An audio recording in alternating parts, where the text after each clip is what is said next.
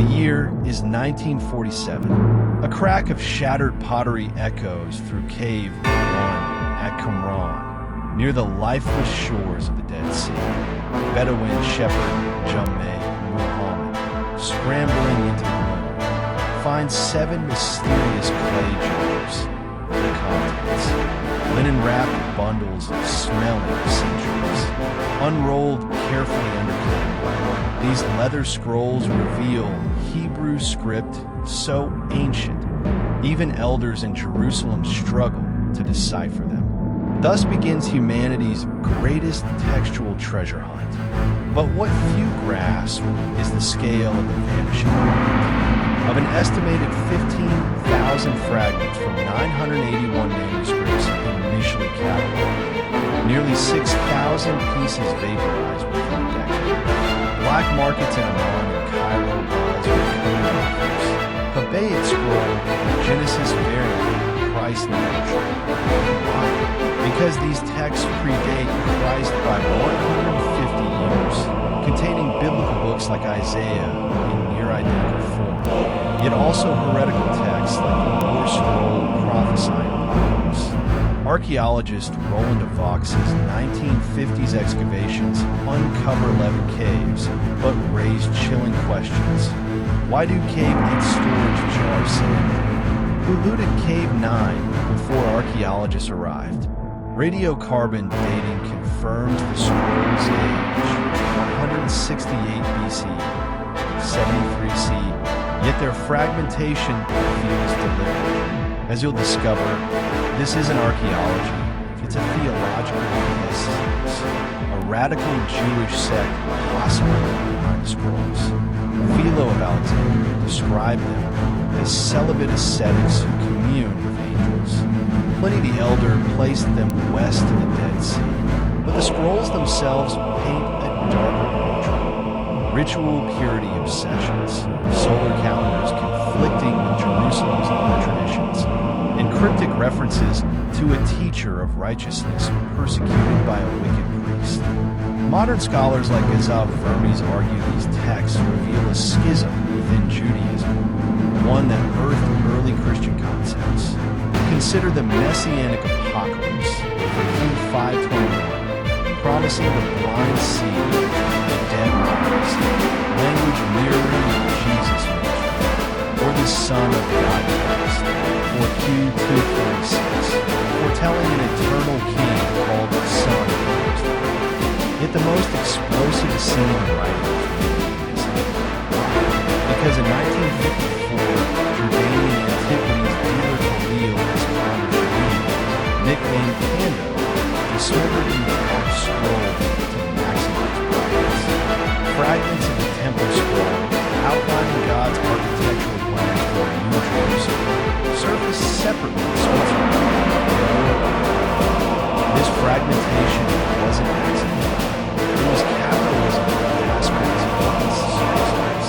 In 2018, the Leon Loeb Dead Sea Scrolls digital laboratory recorded multi-spectral imaging on 2,600 fragments. Infrared revealed vanishing recipes for ritual cleansing, star charts for angelic sleep, and, most shocking, the curse of cheap drugs.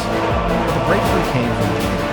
In 2020, Tel Aviv University extracted collagen from 26 scrolls, sheep DNA predominantly, but 3 scrolls came from cows, animals taboo in the sea ritual. Conclusion: these weren't all Qumran products. Some were refugees from Jerusalem's Roman siege, 70 C, smuggled to the desert for safety. Then came X-ray fluorescence, scans on the copper scroll 3Q15, a cryptic treasure map listing 64 gold/silver ores, showed it wasn't pure copper but a bronze alloy from Cyprus. Geological analysis traced its copper to mines near Petra, suggesting Nabatean involvement. Yet mysteries deepen. Why does multispectral imaging fail on 1,200 fragments? Because some inks contain mercury sulfide, a toxic pigment that corrodes parchment. These texts are literally self-erasing.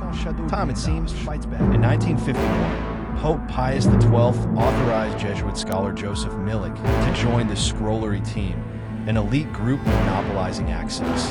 Milik's 1957 publication omitted the Book of Giants, an Enochian text describing fallen ancient human hybrids.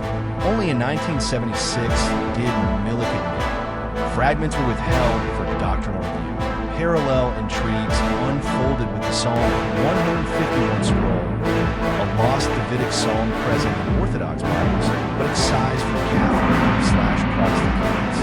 When Harvard's Frank Cross reconstructed it in 1955, Vatican librarians accidentally misfiled key photographs. But the real bombshell? The Gabriel Revelation, stone 87, a 1-meter tall tablet purchased from Jordanian dealer in 2000. It's 87 lines, deciphered by Ada Yardeni. Quote, Archangel Gabriel instructing Messiah to rise after 3 days. Sound familiar? Radiocarbon dates it to 37 BC, decades before Jesus. The Vatican's response? Silence. Yet leaks persist. In 2012, Cardinal Jorge Mejia admitted in private correspondence that certain Quran texts remain restricted pending ecumenical consensus. The unspoken fear. Scrolls like for QMMT, detailing 22 theological disputes between Essenes and mainstream Jews, prove early Christianity wasn't a revolution in the blood. April 1948, Jerusalem antiquities dealer Fidi Salahi sells 4 scrolls to Syrian Archbishop Athanasius for $97. Today, $1,100. June 1948, Arab-Israeli war erupts. Samuel smuggles the scrolls to America in a suitcase labeled Silk Undergarments. There, they're advertised in the Wall Street Journal. June 1st, 1954, biblical manuscripts, 2,000 years old for sale. Ideal gift. Israeli archaeologist Yigal Yadin buys them via a middleman for $250,000. But darker deals fester. In 2017, Hobby Lobby purchased $1.6 million in Dead Sea fragments later proven forged. Modern ink on ancient leather. The mastermind? Modi Dahari, indicted in 2020 for running a $100 million firm. Meanwhile, authentic fragments vanish. In 1967, Palestinian dealer Cambo's Bethlehem home was ransacked by Israeli commandos seeking the temple scroll. He received no receipt, only security reimbursement. Today, the scroll's ownership remains contested. And in 2021, London's Victoria and Albert Museum confessed 12 fragments in its collection were stolen from the Rockefeller Museum. The trail leads to Swiss banks, freeports, and collectors who'd rather build history fiction. As Scala Weston fans, we're not hopeless creatures.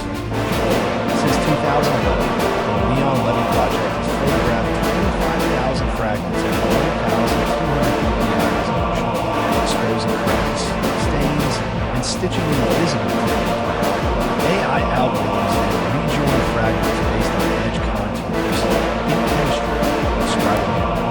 In 2023, a neural network matched cave forms for QMT character in with fragment analysis of Vatican information, proving Deuteronomy 27 verses 46. But the real revolution is textual. Machine learning analyzes scribal fingerprints, letter spacing, pin pressure, line curvature. Result? We've identified 30 plus unique scribes across the scrolls, including scribes who copied Genesis, Exodus, and the community rule. Yet gaps taunt us. The Book of Enoch survives only in Ethiopic, not Hebrew. The testaments of the 12 patriarchs exist just in Greek. Why? Because the Essenes wrote on papyrus, a material that rots in humidity. Only 3% of Qumran's papyri survived. But hope flickers. In 2022, neutron tomography detected iron gall ink inside unopened Qumran-era clay balls. Like Russian dolls, they may hide scrolls within scrolls. The catch? Opening them risks dust to dust disintegration. Some secrets are this. The War Scroll, 1QM, isn't metaphor. It's a battle plan. Light versus darkness. Sons of Zadok versus Kittim. trumpets blasting terror, priests sprinkling holy blood on shields, and cavalry riding leopard-like beasts. Carbon, 14 dates it to 18 to 46 CE, years of Roman crackdowns. But the horoscope scroll for Q186 gets eerier. It divides humans by light/dark spiritual weight and predicts cosmic upheaval when Venus eclipses Jupiter. Essenes likely triggered this by the 66 CE Jewish revolt. Did they die believing Messiah was with the sun? Probably. Josephus records Roman legionaries massacring Essenes at the sun, their skeletons showing ritual knife wounds matching community purification rites. Yet one scroll defies them. The copper scroll 3Q15, etched in Mishnaic Hebrew. It lists 64 treasures, 26 tons of silver, 128 gold bars, hidden in cisterns, tombs, and the Solomonic aqueduct. Ron Wyatt claimed he found gold vessels near Jerusalem in 1982, but the Israeli Antiquities Authority confiscated. Were they seen treasures? Temper loot? We may never know, because in 1956, archaeologist John Liger cut the oxidized scroll into 23 strips, destroying context fragments.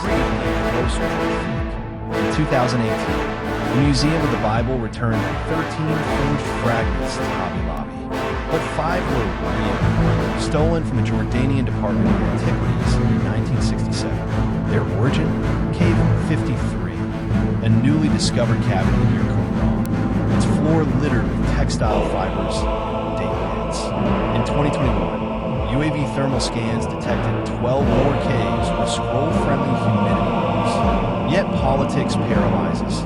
Qumran sits in Area C of the West Bank, under Israeli control but claimed by Palestine. Excavations require military permits.